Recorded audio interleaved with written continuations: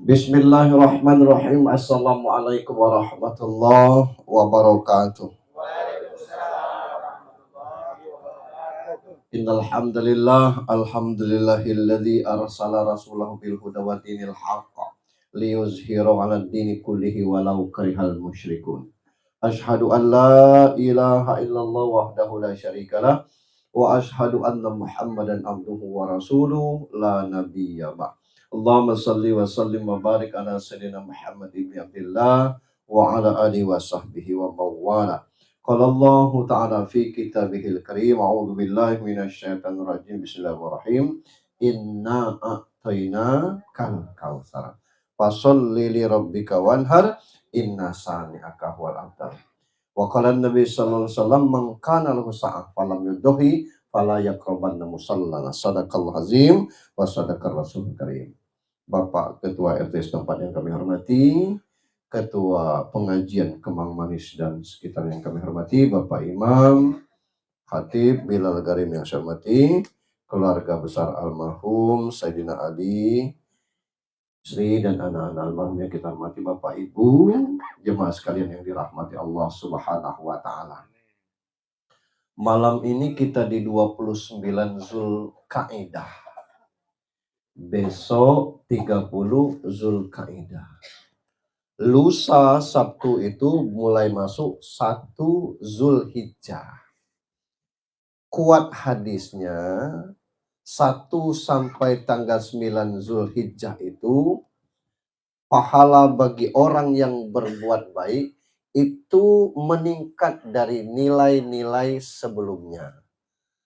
Nah, maka apapun aktivitas kita mulai dari tanggal 1 Zulhijjah itu grade-nya dinaikkan. Sholatnya bernilai plus lebih dari selama ini. Kalau dia ngajinya lebih nilainya daripada selama ini.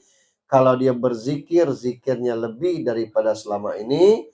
Nah, untuk itu kalau mau ditingkatkan kuantitasnya, jumlahnya mulai dari 1 itu sampai dengan tanggal 9.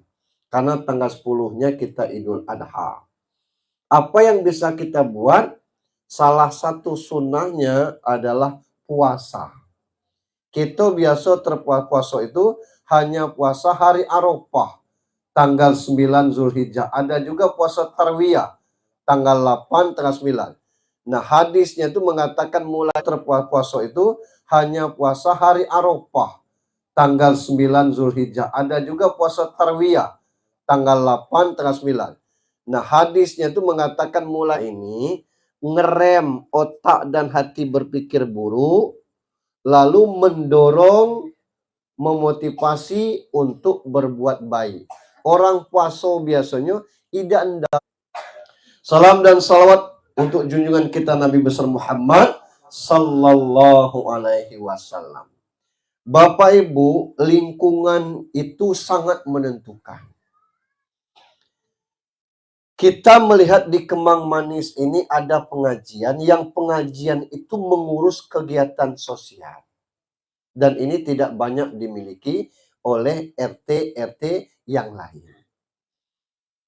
Andai kata ini terus berkembang, setiap bulan masuk satu,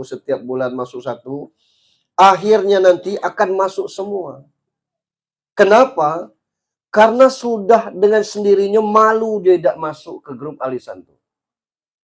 Kepentingannya bukan untuk kepentingan orang lain, bukan untuk kepentingan ketua, bukan untuk kepentingan partai. Tapi begitu ada musibah, tidak sibuknya nyari kain kapan, tidak sibuknya nyari minyak duyung, tidak sibuk nyari kapur barus. Karena itu sudah ada di dalam anggaran dasar pengajian itu. Sibuklah nangis jenazah aja. Nah, yang tidak lemak ini kalau kita tidak masuk, pas nak nangis, orang nanya, Bu, ada duit minta kan? Di mana? Nah, sudah, orangnya kan tidak ingat galau nih, barunya nak nangis lagi, maaf Bu, untuk beli papan, ulang lagi ngelap air mata, jadi tidak khusyuknya nangis. Nah, kalau dia ikut pengajian, maka Dia khusus ngadapi itu saja. Orang datang dia bisa salami. Dia sibuknya di mana dompet ini tadi. Nah untuk cari itu. Nah, ini salah satunya. Maka penting motivasi untuk hal-hal yang demikian itu. Dan sudah sewajarnya mungkin Adinda Iwan mengkader siapa yang mungkin nanti setelah beliau selesai untuk jadi ini lebih ligat lagi. Karena saya tengok Iwan ini luar biasa dalam mengurus ini. Kepentingannya bukan kepentingan per individu, tapi kepentingan masing-masing orang yang masuk anggota itu. Jadi kalau sedikit yang masuk, nanti dengan sendirinya akan bubar. Nah, padahal ini silaturahimnya jalan, kegiatan sosialnya jalan. La Islam illa bijamaah. Tidak ada Islam itu kecuali berjamaah. Dengan berjamaah seperti ini, kita akan kuat. Nah berikut juga dengan kondisi lingkungan. Kalau lingkungan ini terbiasa sholat ke masjid, yang tidak mau sholat ke masjid itu pastinya tutup pintu. Ngapa? Malu pintunya terbuka. Itu kan sudah nilai positif itu tuh. Tapi kalau lingkungan ini tidak ada yang ke masjid, biasa baik ngobrol. Nah, orang azan-azan lah situ. Karena tidak ada lingkungan itu. Jadi lingkungan luar biasa. Nah, terkait dengan kurban ini, coba dicari di Google. Jangan kini, kelak. Aku ceramah dulu. Ada desa Batur, kecamatan Batur namanya. Di Jawa Tengah itu. Tahun 2023 kemarin, jumlah kurban sapinya 189 ekor. Jumlah kambingnya 416 ekor. Sedesa tuh, Pak. Total dagingnya 25 ton. Siapa yang makan, Pak Ustadz? Jangan mikirkan siapa yang makan itu. Ngapu? Banyak ego tukang makan itu. Yang kita pikir dari mana nak datangkan. Ngapu model ini? Ternyata ini bukan tahun ini. Sudah puluhan tahun berlangsung seperti itu. Nah akhirnya yang tidak ikut kurban jadi malu dia. Nah yang kita nih orang kaya dan tidak berkorban. Kurang 3 lagi untuk sampai siko. Segun yang berdalak. Itu tuh. Kurang itulah. Ngapa? Tidak ada motivasi untuk kita hal demikian. Pertama mungkin berpikir barang ini sunnah. Yang kedua berpikir tahun kemarin lah sudah. Kalau kita tidak pacak kurban maksimal, kurban minimal aja. Apa kurban minimal? 1 ekor kambing itu cukup untuk satu keluarga. Berapa orang Pak Ustadz? Tidak dihitung orangnya. Maaf misalnya, ini jangan dikasih tahu dengan orang rumah saya. Ini misalnya nih. Bini saya 4 misalnya. Ini misalnya. Tapi jangan didoakan, jangan diaminkan gitu kan. Nah 1 bini itu anaknya 5. 4 kali 5, 20 kan. Nah, bini 4, 24. Tambah saya seorang. Nah, 25 dengan saya motong kambing sikok tuh ke 25 itu dapat pahalanya sama, baik. Itu namanya kurban minimal. Jadi, tidak usah kita tahun ini Junaidi, tahun depan Nyonya Junaidi 1, tahun depannya Nyonya Junaidi 2. Tidak, itu dia tuh. Jadi atas nama Junaidi terus itu include pahala di situ. Jangan pula orang rumah ngomong, "Ya, kamu telah yang kurban." Itu. Memang kamu yang cari duit. Tidak aja itu. Dia pahalanya tuh sama. Tapi kalau kita bisa kurban, saya anak 3. Istri 1, saya seorang. Berarti berlima tuh. Ngasih kurban, ngasih sapi siko untuk orang 5 tuh boleh. Ya nggak punya tidak 7 lah, anak cuma 3. Nak nambah bini dia marah ke yang tua nih. Misalkan ada. Jadi bini 1, anak 3, saya 1, orang 5. Sapi siko, sudah ya tuh. Tidak mesti harus 7. Tapi untuk patungan, 1 sapi itu maksimalnya 7 itu tuh. Boleh tidak 6? Boleh. Yang tidak boleh lebih daripada 7 itu. Ini tentang berkorban. Ada dalilnya Pak Ustadz. Lah itu yang kita baca tadi. Inna a'tayna kal kausar. Allah sudah kasih nikmat yang begitu banyak kepada kita. Dan ini terus ini. Apa nikmat tuh? Segala yang ada dengan kita ini nikmat. Kita tidak nyangko malam ini paca makan begulai. Nah, tahu-tahu diundang oleh Ibu Sayyidina Ali 40 hari. Makan kita di sini. Walaupun sudah makan lagi. Nah ini kan nikmat. Kita tidak nyangka bisa ketemu malam ini, tandanya kita sehat. Nikmat. Kita tidak nyangka sudah makan, kelak mata tekan tuk tidur itu nikmat. Saking kenikmatnya tidak sempat bermimpi lagi. Karena nikmat tidur itu. Ini segalanya rangkaian nikmat. Nah maka dengan nikmat itu pasal lili. Dirikan sholat. Kalau sholatlah sudah kami Pak Ustadz. Wanhar lagi. Wanhar ini siapa? Memanghar? Bukan. Wanhar ini berkurban lah. Bukan uang itu mamang. Itu berkurban lah gitu. Nah ini dalil berkurban. Dalam hadisnya ini yang menyebabkan Imam Hanafi mengatakan kurban wajib itu. 4 mazhab ini cuman Imam Hanafi mengatakan kurban itu wajib. Syafi'i, Hambali, Hanafi, Maliki, Hambali, Syafi'i mengatakan itu sunnah muakkad. Tapi Imam Hanafi mengatakan wajib. Apa itu? Mangkana lahu sa'ah. Falam yuddohi fala yakrobanna musallana. Siapa yang mampu untuk berkorban, dia tidak mau berkorban, tidak usah dia dekat-dekat musola kami. Tidak usah dekat-dekat masjid. Apalagi semayang. Dekat musola beda tidak boleh. Dekat masjid beda boleh. Nah ini kata Imam Hanafi wajib berkorban.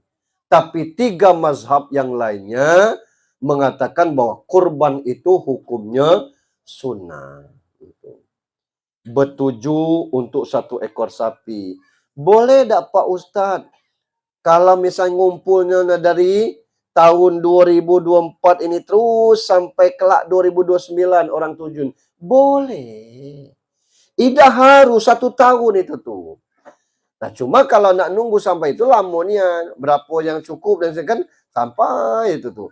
Orang ngumpul 250 per bulan. Nah, dia ngumpul 50, 100, berapa ada? Nah cukup kira-kira sapi sikok 3 tahun yang akan datang. Tapi orang tuju, boleh. Tapi kalau kita ndak, 250 atau 300 sebulan. Yang biasa ngisap sampurna 12, itu harganya 26 ribu sebungkus. Turunkan ke sepen, be. Sepen itu 15. Taruhlah 16, berarti 10 ribu. Ada selisih 10 ribu. 10 ribu nih kali 30, 300 ya tuh.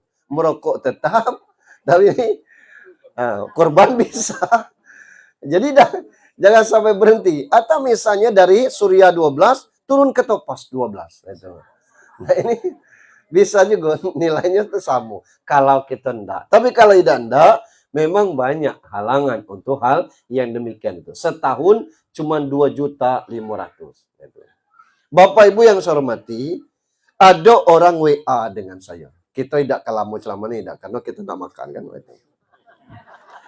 Ada orang WA dengan saya, Pak Ustadz, bolehkah panitia kurban itu non-muslim? Nah, sejauh ini tidak ada larangan di Al-Quran maupun hadis, non-muslim tidak boleh jadi panitia kurban. Artinya boleh. Anyo ini hanya selesai berkurban tuklah akan jadi upat.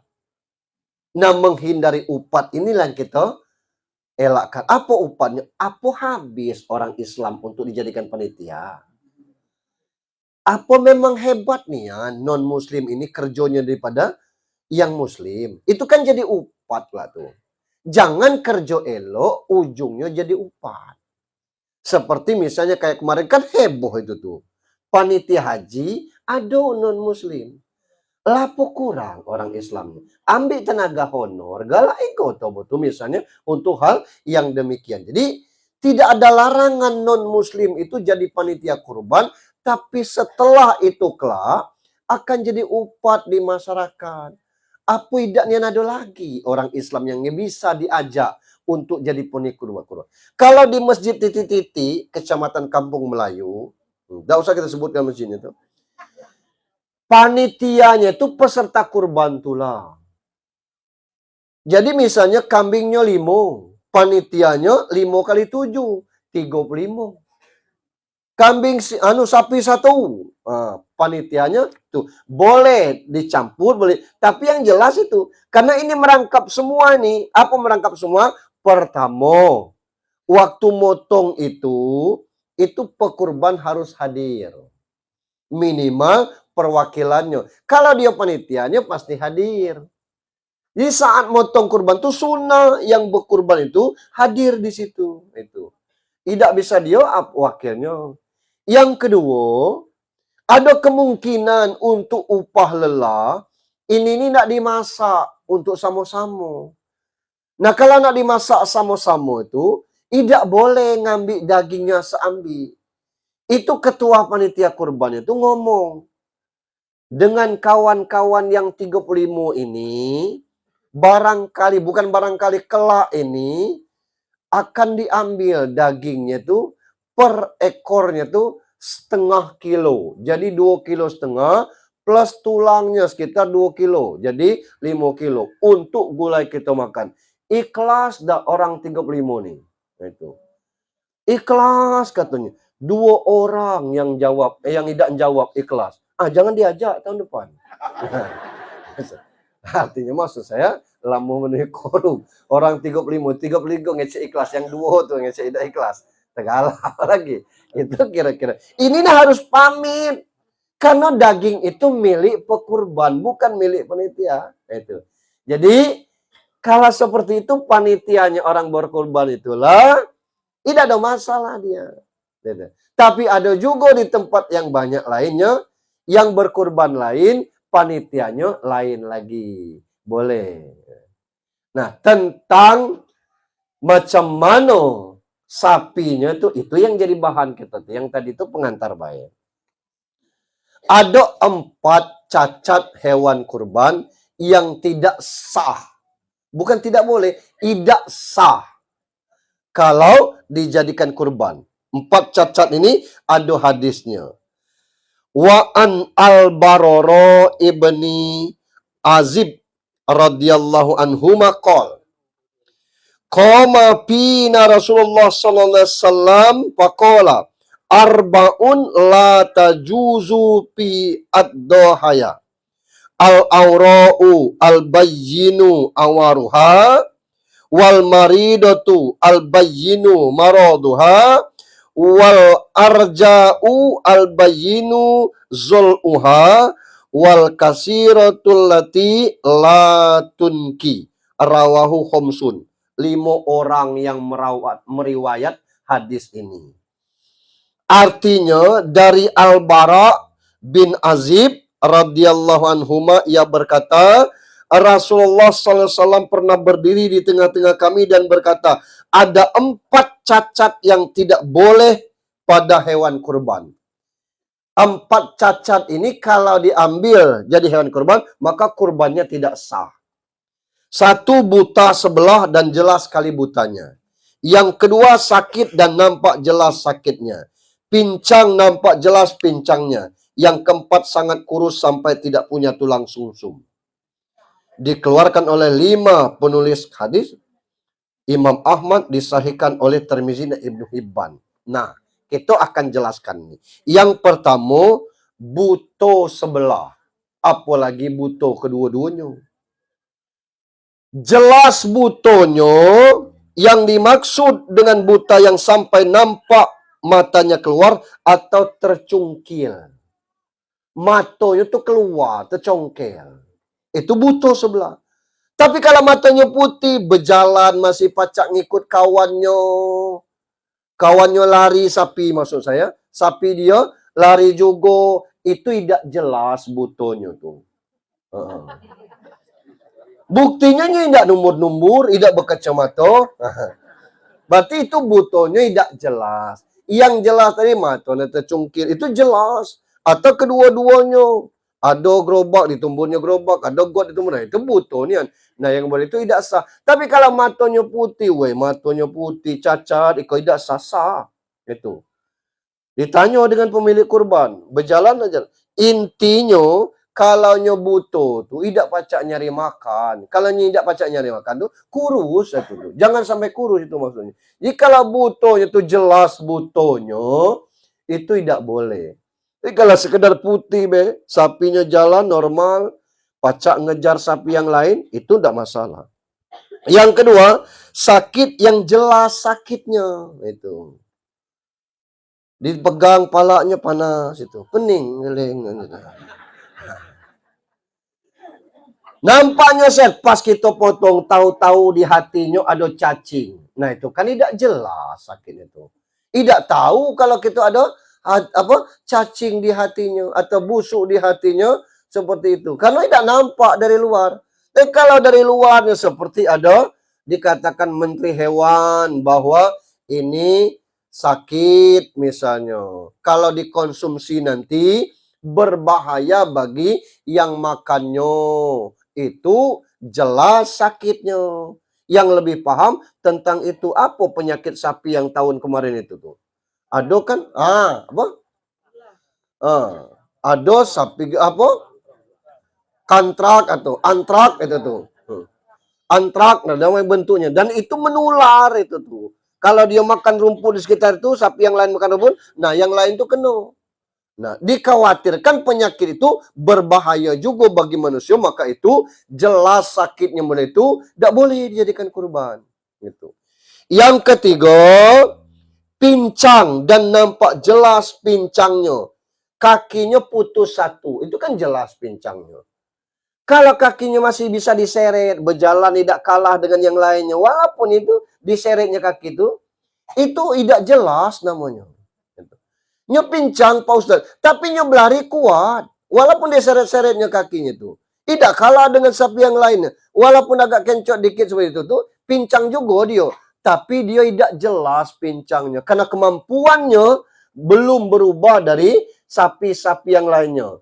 Oranglah sampai ke McD di situ, nyo masih di stadion berjalan. Nah itu tuh. Kakinya cuma 3. Nah yang seperti itu namanya jelas putus kakinya. Itu tidak boleh dijadikan. Tapi kalau kawannya berjalannya juga berjalan, kadang-kadang dia di depan, jadi komandannya tuh. Nah ini tidak jelas pincang tuh boleh. Kemudian sangat kurus hingga tidak memiliki sumsum. Apa yang tidak dimakan? Makan tulang kita namanya tuh. Kalau ngesup inti dari 4-nya ini untuk keselamatan kita, dan kalau kita berkurban ada dagingnya. Amenyo butuh tidak pacaknya nyari rumput, amenyo pincang tidak pacaknya cari makan, amenyo sakit tidak makan, apalagi kurus, artinya yang kurus tuh tidak bisa. Maka itu kalau bisa ada yang patah tanduk, tidak usah kita nak rewelnya. Cacat ini, memang dia cacat, tapi tidak ada kaitannya dengan itu. Putus ekor. Ada orang-orang dusun tuh sapinya lepas itu. Ini telingonya dibuatnya, diguntingnya segitiga. Itu untuk menandakan sapi dia. Itu tuh. Untuk pedoman begitu. Ada yang pakai dicap sapi itu. Boleh seperti itu tuh. Ada misalkan sapinya tuh retak-retak tanduknya. Tidak ada masalah.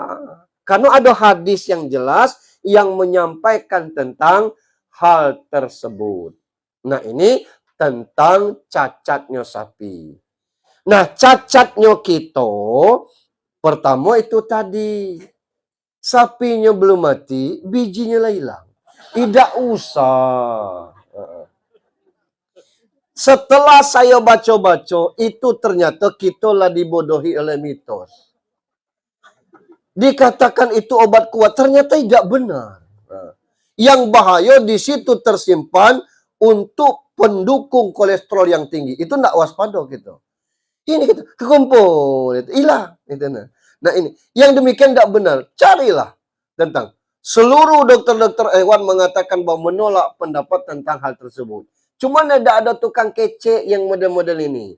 Sehingga yang muncul mitos itu, kalaupun terjadi demikian, itu sugesti. Bukan karena hal tersebut. Cuma ada dokter mengatakan, kalau nak dimakan mentah, ia memang menaikkan libido. Makan torpedo itu mentah. Lah sama pula kayak kanibal gitu tuh kalau kerja model itu. Kita yang muntaber. Kalau ujungnya hal-hal demikian. Tapi kalau untuk dimasak itu menambahkan gairah, tidak ada ceritanya tuh. Itu dibantah oleh dokter-dokter yang berkaitan dengan masalah hewan dan juga termasuk masalah dokter yang bidangnya untuk hal yang demikian gitu. Nah, kemudian hadis yang menjual kulit itu oleh pemilik kurban. Kami misalnya berlima, bertujuh ini punya kurban. Nggak kau kulit hewan? Dah. Pak RT nggak ada. Dah. Pak protokol? Tidak ah. Nah, kita jual be. Nah, itu yang nggak boleh. Tapi misalnya kata Pak RT, ikhlas dah. Ada yang di anu tuh kan kakinya cacat. Cuman juga lah bikin kerupuk itu tuh. Nyo pacak ngolah dia. Kilo kita kasih dia. Kasih. Karena yang bersangkutan juga kurang sehat, dijualnya oleh yang cacat nih tadi, yang tukang kerupuk nih. Boleh, karena kita sudah ngasih ke dia, yang tukang kerupuk ini tadi yang jual, untuk biayanya berobat, ya silahkan. Yang penting jangan panitia. Apalagi kulit dijual untuk kas masjid. Jangan. Alang keluup kerja ini. Maksud saya, jangan pula dari situ ngasih berapa hasil kas masjid untuk hal-hal yang demikian. Nah, kurban ini ada dua. Ada kurban sunnah, ada kurban nazar. Kalau kurban nazar tuh yang berkurban tidak boleh makannya. Saya misalnya bernazar, kalau anakku lulus tes CPNS di titik-titik ini kelak, misalnya apa di kejaksaan, apa di Kumham, apa di Kementerian Agama, tidak sogok menyojok. Kalau tidak pakai duit, tidak mungkin. Karena fotokopi kertas itu pakai duit. Tidak pakai sogok menyogok. Misalnya ke murni dia lulus CAT. Aku bernazar kurban 1 ekor sapi. Lulus anak tuh. Maka serahkan sapi 1 ekor. Kasih tahu dengan panitia. Ini kurban nazar.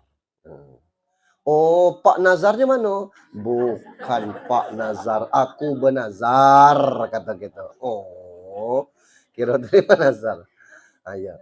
Nah, yang merti itu panitia mesti paham. Jangan kasih dagingnya. Jadi, seluruh orang dapat daging. Yang berkurban nazar tadi tidaknya makan daging. Yang sapi itu yang tidak boleh. Sapi yang lain boleh. Jangan pula, jangan dikasih buat kurban nazar ini. Tidak. Maksudnya sapi itu jatahnya sepertiga untuk dia. Model kalau orang bertujuh tuh, orang tujuh tuh kalau berat sapi itu 60 kilo, maka 20 kilo itu untuk orang tujuh tuh. Bagilah tujuh tuh. Tapi 40 kilonya tuh untuk masyarakat dan sebagainya, untuk kepentingan umum. Yang 20 itu hak. Nah, yang ini tadi karena dia kubar nazar, sedikit pun tidak boleh. Tapi dari kambing atau sapi yang lain ini boleh, dikasih lah. Orang makan kalau udah tidak, ngapain kurban nazar? Yang kambing, yang sapi dia itu yang tidak boleh itu tuh. Nah, ada keributan tentang masalah hak panitia. Panitia ini kerjanya berat daripada pekurban. Ustaz, berkurban enggak? Berkurban, saya bilang itu. Maaf, nak bayar langsung apa TF? Aku TF baik katakan. TF. Kebilo nyari sapinya aku tidak tahu. Di mana sapinya aku tidak ngerti. Tahu-tahu, alhamdulillah Pak Ustaz, lah dapat sapi kita. Luar biasa, ini fotonya, alhamdulillah gitu. Itu yang ngerjokannya panitia galau. Kebilo diantaranya -2 malam sebelum kurban. 2 malam tuh nak dijago. Yang jagonya panitia. Maka kalau panitia motong yo dapat 1-2 kilo lebih untuk dia, wajar lah. Jangan pula sama baik kayak panitia ke orang lain. Nah, kerja kayak kamu, potonglah dewe. Ini kadang-kadang kita nyempitkan yang seperti yuridullah bikumul yusra wala yuridu bikumul usra. Allah tuh suka yang mudah, jangan disulit-sulitkan. Alangkah banyak yang panitia, dia basah kering bercampur tai ngolah jerawan dalam tuh kita tinggal nerima bagian baik itu. Hadir galau peserta kurban hadir, cuma nengok baik. Diajak takbir dan ndak nang balang sat sun berapa macam takbir itu tuh. Ini kira-kira itu. Nah, panitia kumal darah kadang-kadang ditendang oleh sapi itu tuh. Resiko model itu tidak pacak juga daging lebih, itu terlalu sempit pemikiran kita. Untuk hanya yang tidak boleh itu nyemukil. Nyemukil itu artinya nyemukil gitu. Apa artinya mukil? Nyembunyikan daging itu. Itu. Nyembunyikan daging, heeh, ambil ketingnya itu kan. Tarik situ, tarik situ. Baca balik, baca balik. Itu tidak boleh itu. Bawa balik. Tidak, kalau kakinya tidak dibagikan aja, dikumpulkan dulu 5 tadi kakinya pasti 20 tuh. 4 kali 5 kan 20. Ditanya siapa yang tidak ngolah kikil ini? Biasanya banyak yang tidak paham ngolahnya tuh. Mau tidak tahu ngolahnya, tidak pusat. Aku nak coba, kelak dibuang, bayar rugi orang ndaknya. Nah, panitia pacak dan ngolahnya. Belum tentu panitia tu pacak ngolahnya tu. Kenapa? Kukunya tu nak dibuang, kemudian ada teknisnya untuk itu. Nah, maka dikasih aja kikirnya kepada orang yang bisa ngolah, silakan. Tidak perlu nak diributkan itu tuh untuk hal yang demikian. Nah, ini dimaklumi saja untuk yang berikutnya kurban sunnah. Nah, kurban sunnah ini ada hak panitia di situ sepertiga pekurban di situ sepertiga itu ada hadisnya. Nyenian Pak Ustadz, katanya daging kurban harus habis sehari. Monoa. Mati. Daging dapat sekilo sekena, dimakan seduduan. Lebar kelak. Masak dulu setengah, terus seperempat, campur kentang. Tulangnya disop boleh, sisanya masukkan ke kulkas itu tuh. Boleh yang boleh itu tuh. Sampai berapa malam lah terserah, amunnya dendeng sampai 3 bulan. Boleh lah. Tidak ada larangan untuk hal demikian harus habis semalam. Kalau gitu ke rumah sakit galau lah itu. Tidak ada dalil tentang tidak boleh menyimpan daging kurban untuk hal demikian. Nah, yang masih budaya-budaya ini biasanya di dusun. Yang ini tidak ada dalilnya, ini budaya nih. Sebelum kurban kambing itu dikurban, itu dimandikan dulu. Taulah kambing tidak pernah kena air, dimandikan, tembe-embe lah dia. Disisir, dibedai kambing itu, dikasih, disabun dikasih, gincu dikasih, bedak, disuruh berkacau. Ada yang model itu.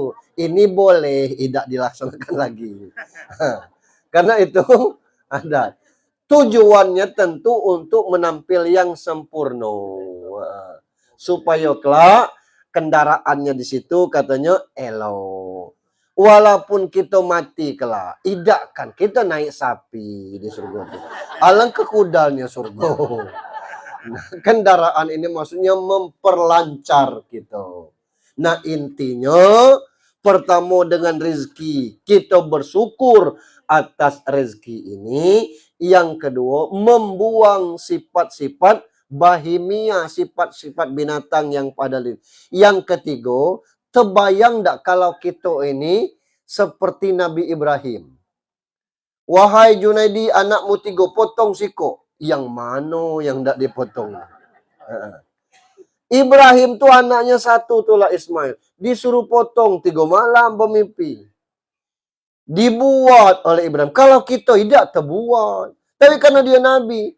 Nah, bayangkan kalau kurban harus memotong anak. Tidak ada orang yang berkurban. Nah, ini tidak diganti dengan kambing atau sapi atau kerbau. Ada yang ngomong tidak boleh kurban dengan kerbau. Ya boleh lah. Sama dia dengan sapi itu. Boleh, silakan saja. Jumlah orangnya juga tetap 7. Ini kita kurban, kita dapat pahala, kita dapat makanannya, kita berbagi untuk hal demikian. Apa harus tanggal 10 Zulhijjah? Enggak. Tanggal 11 boleh, tanggal 12 boleh, tanggal 13 boleh. Tapi rata-rata kita di tanggal 10 itulah.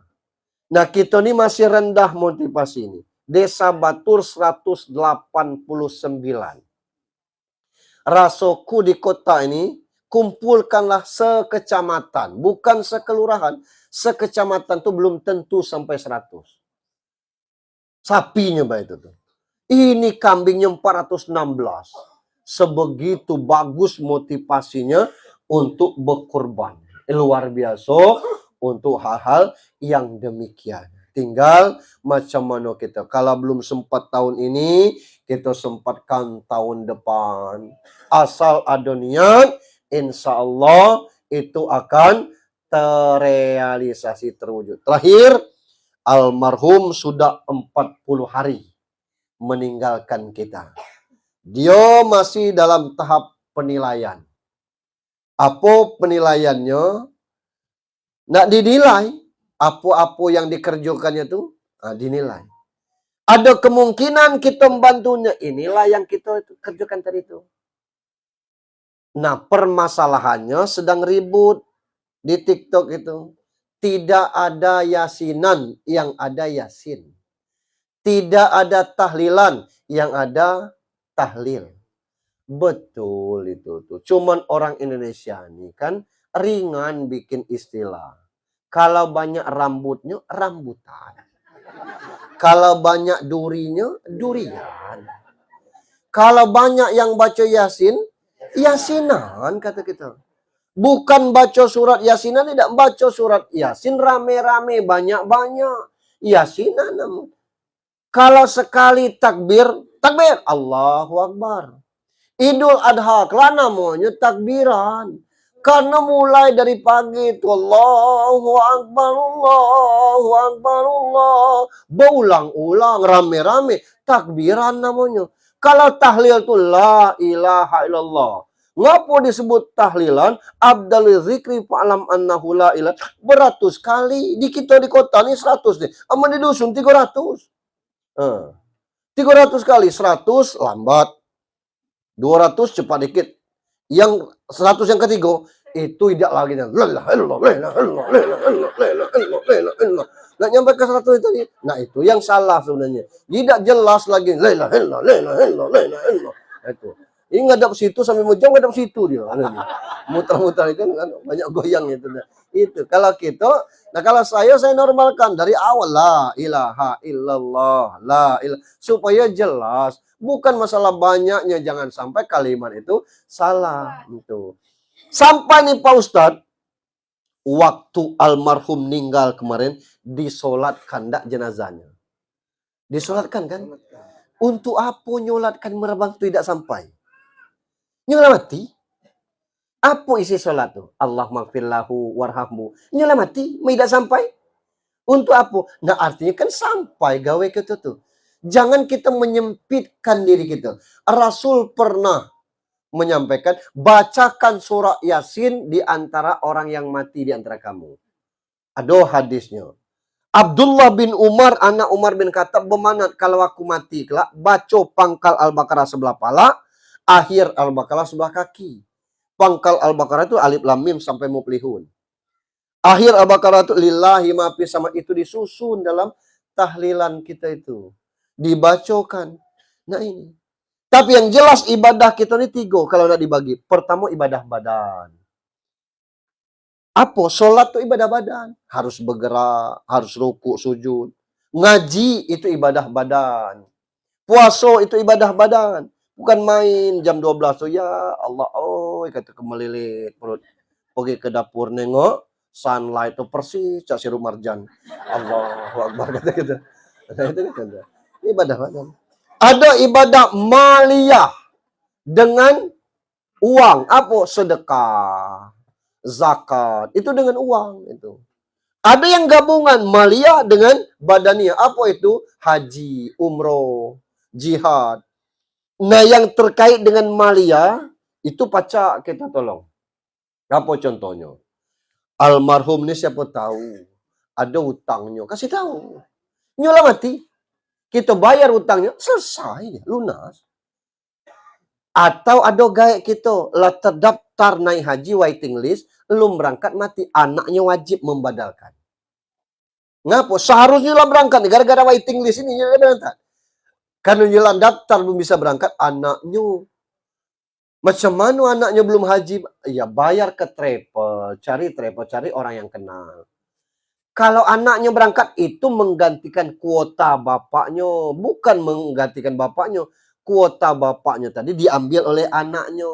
Supaya tetap berangkat haji, jangan sampai kuotanya hilang. Itu kuotanya. Kalau hajinya harus dibadalkan, diperintahkan orang lain dibayar, orang lain untuk menghajikan bapak kita. Bisa. Nah, yang jadi khilafiyah perdebatan nih, ada orang ngomong bahwa kalau kita bacakan Al-Quran sampai, ada yang ngomong tidak sampai. Karena barang ini tidak jelas. Kalau bayar utang tadi kan jelas. Kalau badal haji tadi kan jelas. Ada orang yang berangkat dan dibiayai untuk hal demikian. Tapi kalau yang seperti ini kita baca sampai tidak sampai kita. Tapi kita yakin hal tersebut karena ada pedoman kita dari orang-orang terdahulu. Seperti dalam buku Majmu' Fatawa. Karangan Ibnu Taimiyah. Siapa Ibnu Taimiyah? Bukan mahasiswa asal Lubuk Durian yang baru lahir kemarin. Ulama besar, ulama dunia. Apa kata dia? Man halala summa ahdasa wabahu ilal mait yang tafa'ung bihi. Siapa yang bacakan tahlil untuk mait sampai kepadanya. Nah, tak mungkin dia berkaji dengan kajiannya itu. Orang-orang model ini hafal 30 juz, di dalam kepalanya ribuan hadis. Tahu asbabun nuzul, tahu asbabul wurud, ilmu fikihnya lah ngeloto. Maka dia bisa berpendapat yang demikiannya. Nah, kita ini tinggal nurut baik lagi. Kadang-kadang kita baru tamat sekolah kemarin ngomong ini bid'ah, ini tak boleh. Yang boleh apa entah? Lah. Tidak ada jalan Quran. Apa upaya kita sebanyak ini kita membaca Yasin tadi adalah bagaimana kita menambah dari almarhum yang sedang dievaluasi ini. Cuman tidak pacak terus-terusan seperti itulah gunanya anak yang dua tadi. Sebagai catatan bagi kita, ini buruknya tabiat kita kalau misalnya maaf di dusun ini. Misalnya, bapak saya mati. Sepeninggal bapak saya dah juga saya nak semayang. Dah pernah ke masjid. Waktu saya mati kelak anak saya juga tidak semayang. Ngapa? Waktu datuk mati kemarin gaib tak juga. Model-model itulah bentuknya. Mestinya bapak ninggal jadi pelajaran bagi anak-anak. Ngapa? Tidak ada lagi pas kita ngantar ke pusara tutup habis urusan dunia. Sesayang apa dengan bapak waktunya sakit masih kita pacak nyuapnya. Nah. Waktunya tidak pacak bergerak, pacak kita mandikannya. Waktunya masih sakit, kita pacak ngurun. Ini ninggal. Lah di bawah tanah itu. Apa yang diharapkannya? Doa dari anak-anaknya. Di mana kita berdoa? Yang paling bagus doa untuk kita di tanah air adalah doa sesudah sholat. Nah, kalau kita tidak sholat, kapan lagi kita doakan orang tua? Andai kata ini menyerap di dusun, oi, rasaku masjid itu sepi. Padahal luar biasa, Pak. Kata Rasulullah, kalau masjid itu Isya tidak buka, subuh tidak buka, kemudian zuhur tidak buka, asar tidak buka, maka seluruh orang sekampung itu dikuasai oleh setan. Nah itu.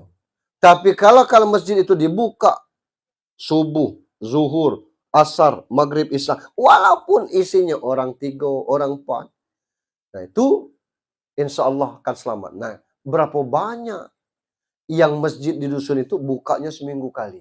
Hanya 4 jam. Jumat buka jam 10, tutup jam 2. Buka lagi seperti itu. Nah, ini yang kita ngeri. Beruntung kita tinggal di kota. Mudah-mudahan anak almarhum sepeninggal almarhum selalu mendoakan seusai sholatnya.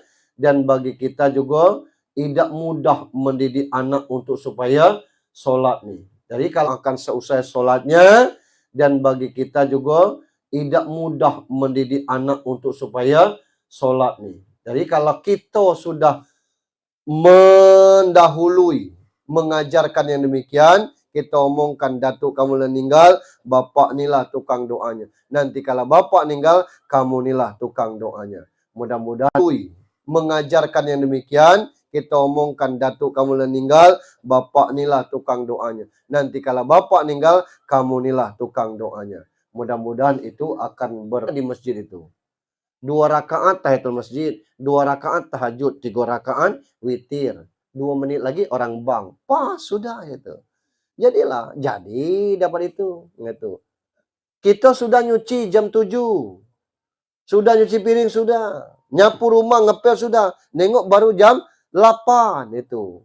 Tidur belum dah, kerja selesai. Salat duha, walaupun cuma 2 rakaat itu tuh. Gitu. Salat duha sudah 2 rakaat. Baca Al-Quran. Alif lam mim sadaqallah. Jadilah. Tidak panjang dan sebagainya. Ada peningkatan, maksud saya kan. Ada yang bisa kita perbuat paling tidak. Nah, panjang mungkin lama waktunya. Syukur-syukur misalnya lebih banyak lagi. Saya pikir demikian. Mohon maaf kepada Allah mampun. Mari kita sudahi dengan sama-sama berdoa. Nastaghfirullahaladzim alladzi la